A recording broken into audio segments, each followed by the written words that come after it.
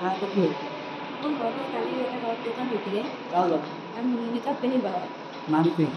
মানাদা মামাইচা পেনি নাম মানাদাস কালি কোৱাৰ পিছে এতিয়া কি হওক নাজানো মানে চবে ক'ৰবাত বেছি খিচিৰি হৈছে পায়ে হৈছে বইল ক'ৰবাত হৈছে এইটো কিবা হৈছে কিহৰ কাৰণে ক'ব নোৱাৰি ৰাতিৰ পৰা কোনোবা উঠি কৰি আছে লেটিনো কৰি আছে ৰাতিপুৱাৰ পৰা মানে চব চিৰিয়াছ হৈ আছে চবে মানে বমি হৈছে জ্বৰ হৈছে মাথাৰ বিষ হৈছে পেটৰ বিষ হৈছে জগাটোৰ নাম কি?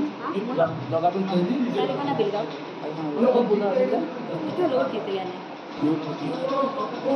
কিমানজন মানুহ হ'ব? 30জন হ'ব নেকি এতিয়া আহিছে পূজাটো যোৱাকালি হৈছে। যোৱাকালি গৈছিল কিহৰ কাৰণে হৈছে ক'ব নোৱাৰে এতিয়া চবৰ হালত মোৰ ল'ৰাও হৈছে এনেকৈ আপোনাৰ ল'ৰা কিমান বয়স? ল'ৰাৰ যাওঁ মানে ঘটনাটো কি হ'ল?